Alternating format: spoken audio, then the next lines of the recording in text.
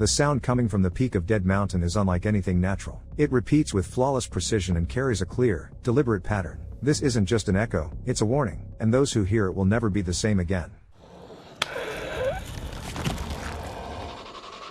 1959, British Columbia. A group of climbers embarks on a perilous expedition. After several grueling days, they reach the summit, but at 13,800 feet, they uncover something ancient, predating humanity itself, and it's far from friendly. One by one, team members begin dying under strange and unexplained circumstances. The sole survivor is a man nursing a wounded leg. Securing a hook and grabbing a rope, he makes a desperate decision to descend despite the injury. A chilling sound, a roar, or maybe a haunting call, stalks him relentlessly. As he climbs down, something tugs violently on his rope, freezing him in place. When he tries to continue, he realizes the rope is being pulled upward by an unseen force. Eventually, the rope runs out, leaving him with a grim choice: climb back up and confront the ancient evil face to face, or jump. Choosing what seems like the lesser horror, he lets go, and falls to his death. Shortly after, a secret agency receives the expedition's final report. The government knows something unknown, an ancient power, dwells on that mountain. Recognizing the threat, they outlaw any climbs and shut down all attempts to approach. Present day, a group of elite climbers uses cutting-edge gear and ropes to tackle the most treacherous sections of a towering peak. They climb without support or backup but follow safety protocols mainly to push their limits faster. Among them is Sean,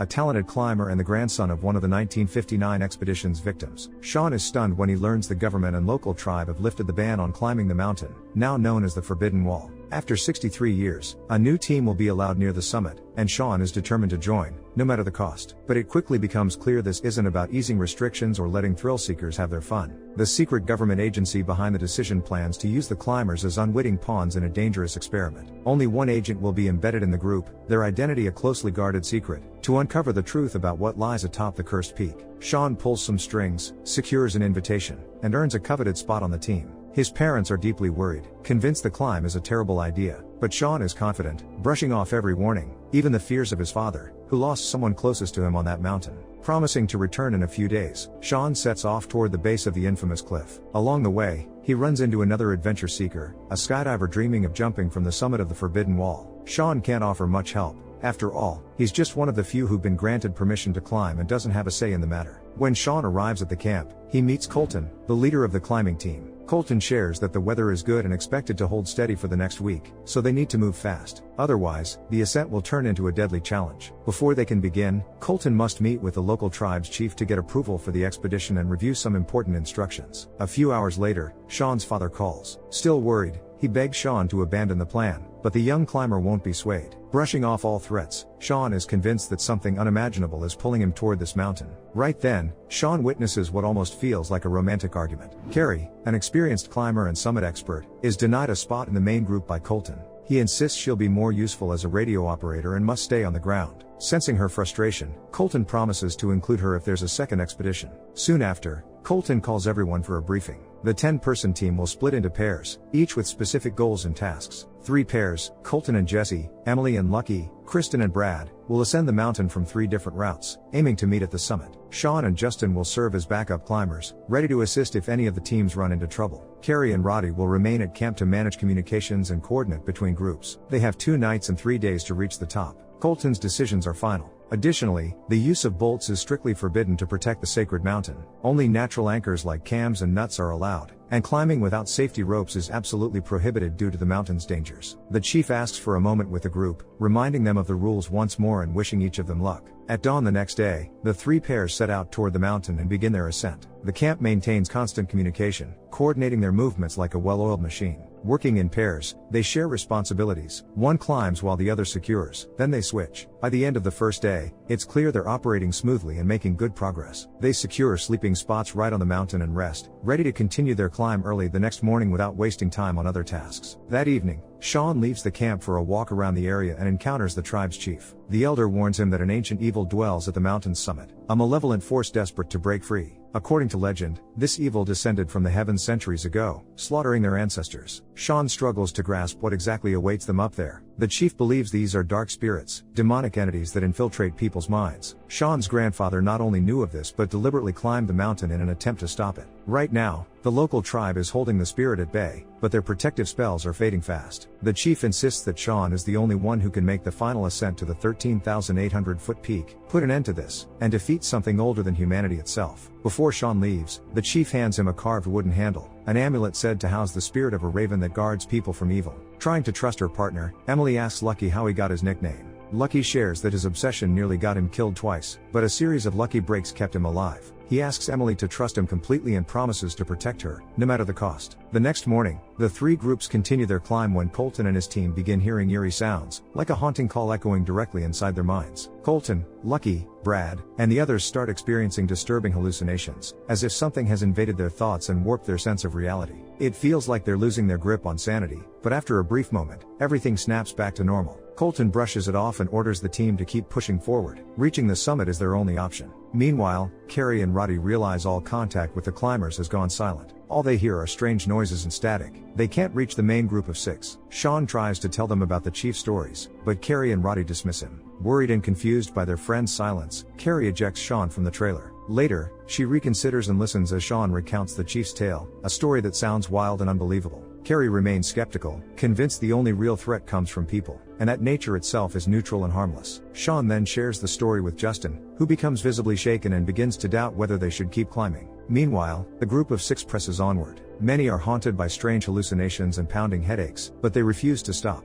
At one point, Brad climbs far ahead of his partner and tells her to wait. Minutes later, he detaches the safety rope and then lets go of the other anchors, sending a chill through Kristen. Moments after, she sees Brad again, but it offers her no comfort. Brad is possessed by a dark force, crawling up the cliff like a spider. As he nears Kristen, his eyes blackened, he attacks. He snaps the safety rope and throws their sleeping gear over the edge before lunging at her again. For a fleeting moment, Brad regains awareness, realizes the horror of what's happening, and then plunges downward. The connection to the camp is spotty, but through tears, Kristen reports that Brad is dead, and she's left dangling from the cliff by a single hook barely holding her weight. Colton, Jesse, Emily, and Lucky hear about Brad's death but brush it off. Instead of helping Kristen down, they push onward, relying solely on Sean and Justin. Carrie senses something is seriously wrong and knows they need to stop the remaining group before it's too late. She sends Sean and Justin to find Kristen and bring her back, ordering them to contact the others and call for an immediate descent. Kristen tries to keep climbing without any safety gear, hoping to reach a safer ledge to rest, but she slips and nearly falls. Miraculously, she catches herself on a single hook and reluctantly decides to wait for rescue. Sean and Justin race up, but in the chaos, Justin slips and severely injures his leg. Unable to continue, he's forced to stop, delaying Kristen's rescue. Fear growing,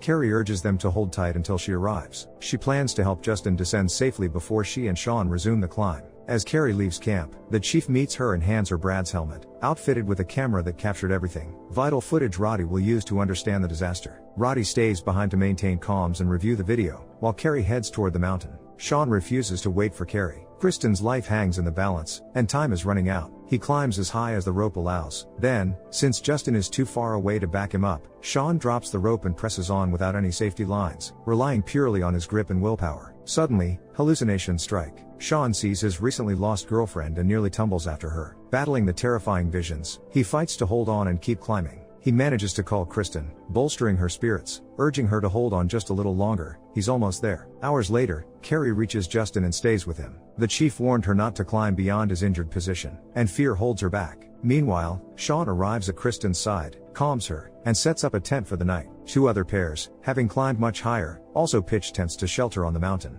Lucky and Emily grow uneasy watching Colton's obsession deepen. His relentless drive to conquer the summit borders on reckless. He seems ready to sacrifice everyone for victory. Sean listens intently as Kristen recounts her harrowing ordeal. He offers support and urges her to turn back, but Kristen is consumed by a fierce determination to reach the top, willing to push forward, no matter the cost, even after losing Brad. As night fell, Carrie and Justin began their descent. On the way back to camp, they encountered Roddy, who brought some shocking news. While reviewing footage from the camera, Roddy accidentally switched the receiver and picked up a strange signal on a frequency that had previously been silent. Even more disturbing was the footage of Brad itself. They realized their teammate had been possessed by something and was moving unnaturally, scaling the rock face like a spider, attacking poor Kristen, then suddenly jumping down for no clear reason. But what terrified Roddy most was the eerie, repetitive sound he heard, a cyclical signal unlike anything he had ever encountered. A few hours later, Lucky woke abruptly as his tent shook violently. Confused, he peeked outside and saw a wild-eyed Emily above him. Like Brad, she was possessed and out of control.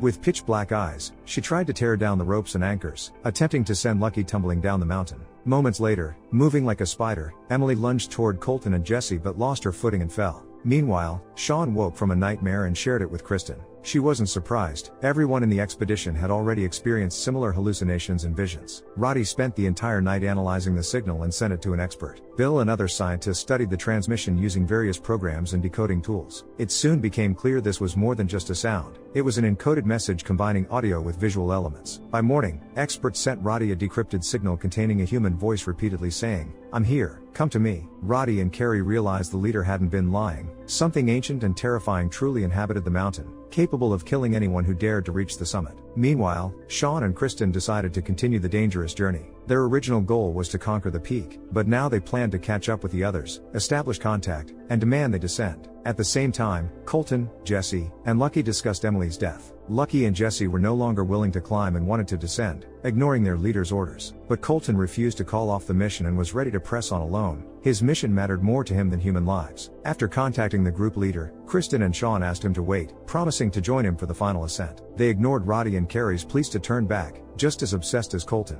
At one point, Sean asked for 10 minutes to climb on his own, leaving Kristen behind. Once he reached Colton's altitude, Sean suggested they continue the mission together. He dropped the safety rope, forcing Kristen to stop. He believed something deadly awaited them at the summit and felt responsible for not risking her life. Ignoring all warnings, Colton and Sean pressed on to the summit. Hours later, they reached 4,200 meters and found the body of a climber who had died there in 1959. Tensions flared as Colton and Sean argued over who was to blame for the unfolding events. Colton suspected Sean was a secret government agent. He'd been told there were 2 agents in the group, and Sean was one of them. Sean, meanwhile, suspected Colton was not an agent but a possessed entity, an evil force deliberately sending them all to their deaths. Their argument was cut short when Kristen arrived at the summit, climbing without ropes or any assistance. The trio spots an ancient, mysterious stone, clearly not a natural part of the mountain. They realize this is the very artifact harboring the evil within. Kristen confesses she's actually the second agent on the expedition, sent to conquer the peak and study the enigmatic object. Sean finds himself trapped between 2 agents determined to keep the truth hidden. They're hostile, ready to eliminate any witnesses, until Roddy suddenly contacts them.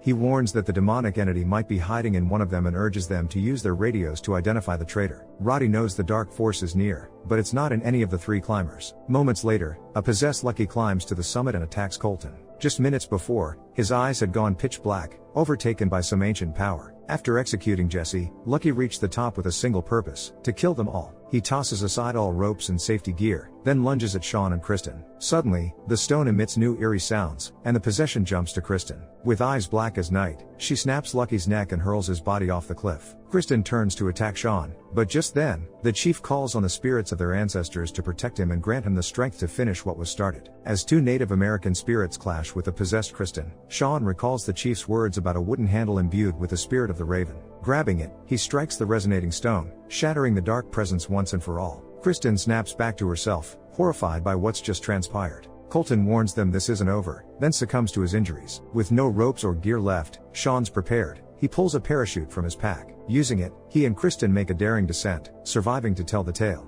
It seems the nightmare is over, but it's not. A government agency is already preparing a new expedition, and Colton rises again, because the ancient evil has taken refuge inside his body. We usually think of fear as something that holds us back, but what if it's actually guarding us from truths we're not ready to face? When a sound sends chills down your spine, do you keep going or listen to that primal instinct to retreat? Drop your thoughts in the comments down below, smash that like button, and subscribe for more. Catch you in the next video.